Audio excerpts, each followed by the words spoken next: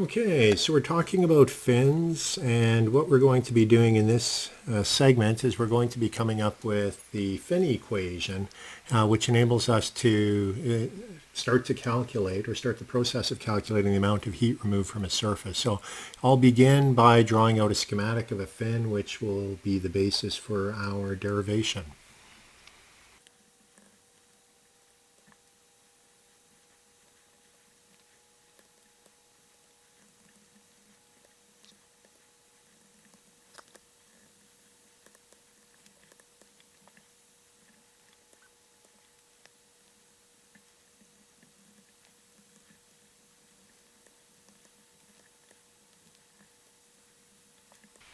Okay, so there is the schematic for the representation of the fin that we are going to be taking a look at. And this fin theoretically could have taper, so the area of it could get smaller or larger as we move in the x direction. And what I've done is I've sketched out a little differential element of the fin, and that is written over on the side here. And a couple of things, we're going to assume that conduction is in the x direction only. And the other thing that we're going to assume is that we have convective cooling from the external surface of the fin. So when we look at fins, we refer to a fin as being a conductive-convective system. And the reason is because we have conduction going through our little differential element or through the fin, and we also have convective heat transfer that is taking place to the surrounding environment. And consequently, there is going to be a difference between Q of x in and Q of x leaving, and the difference is going to be related to the amount of convective heat transfer coming off of the fin. And that will be the basis by which we will come up with our relationship. One other thing that I should point out here is that we have two different areas that we have shown in this schematic.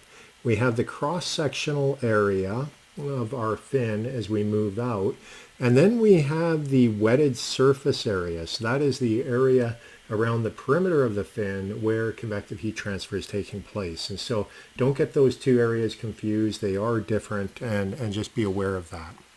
And so what we're going to do, we're going to use this schematic to derive what we call the fin equation. And so we're going to consider the little finite or differential element. And we saw that Qx was coming in, and what was leaving was Qx plus dx plus a differential amount due to convective heat transfer. So that kind of gives us the basis of an energy balance for that differential element. And now for conduction, we're going to use Fourier's law. And we're also going to use the Taylor series expansion, which we saw earlier when we came up with the heat diffusion equation. And so what I'm going to do, I'm going to take what we have here from Fourier's law, and I'm going to make substitutions into our Taylor series expansion. And then with this term here, I'm going to use the chain rule. So that's what we'll be doing with the conduction term. And for the convection term,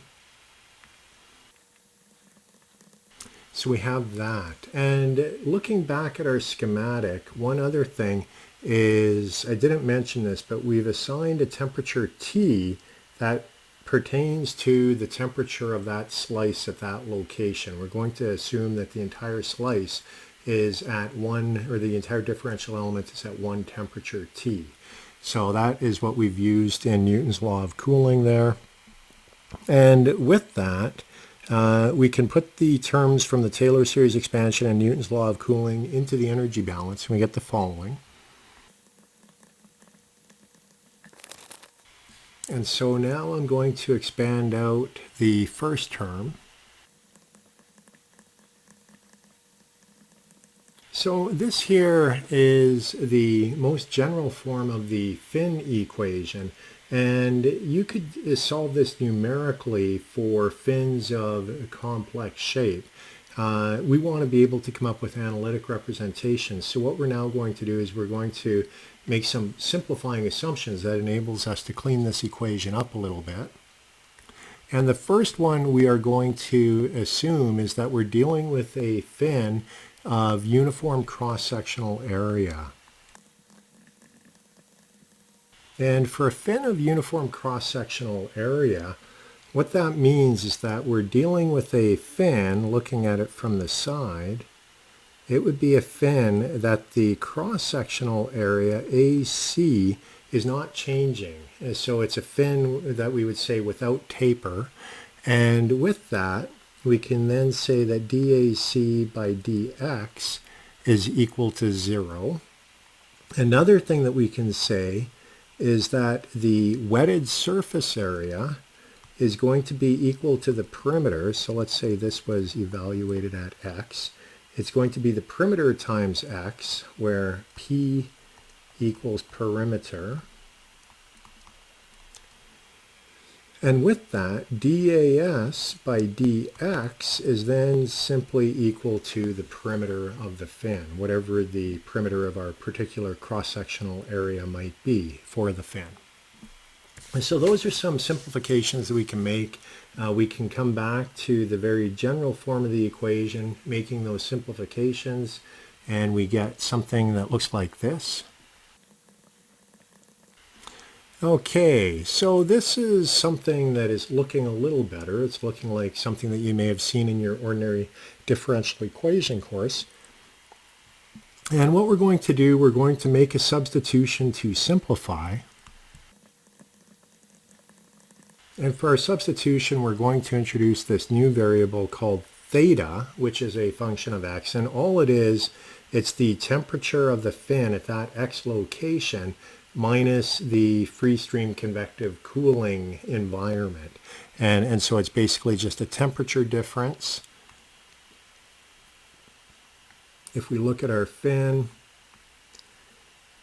remember we were solving, so this is x.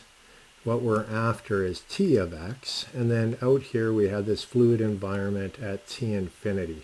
So that's just taking T at x minus T infinity, and that goes into this new variable called theta. So when we make that substitution, now another thing that we're going to do, when you're dealing with fins, quite often this HP over KAC comes up.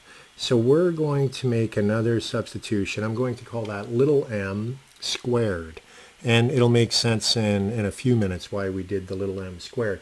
But anyways, that is what our equation is like. So what type of equation is this? Well, if you remember back to your ODE course, we could say that this is a linear equation. Nothing is squared in there. We have no nonlinear terms. It is second order, and it is homogeneous due to the fact that the right-hand side is 0. So that's a differential equation. And if you look back in your ODE course, you'll find solution techniques for that type of equation. And if you recall, for that type of equation, solutions of the form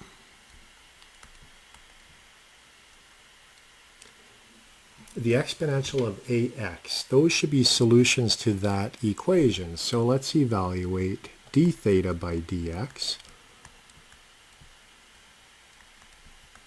And the second derivative.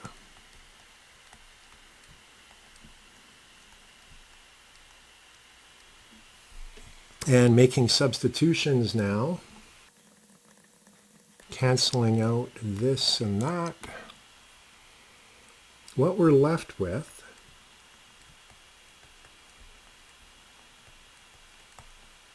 is a squared, and then we can solve for that.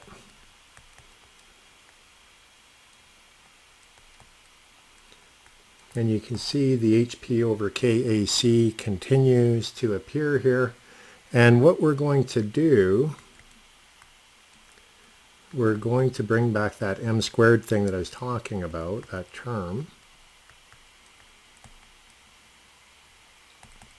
And with that, A is equal to plus or minus little m. Okay, so we have this for our solution. Given that we had A is equal to plus or minus m, we can have the exponential of e to the mx or e to the minus x and linear combinations.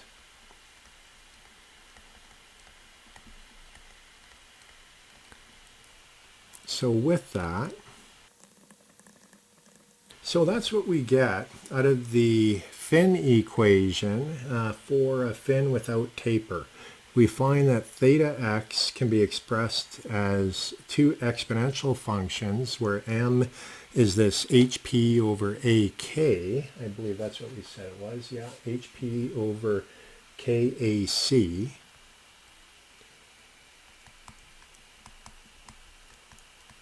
So what we're going to do in the next segment is we're going to try to determine what the boundary conditions are, and with those boundary conditions we're then going to solve for C1 and C2. So that is, we're partway through the derivation for the temperature profile within a fin. And the other thing that we'll be working with is trying to figure out the amount of heat flux coming off the fin. Because if you recall, that's one of the main things that we're interested in, is how much heat a fin removes from a surface. So that is the fin equation for a fin without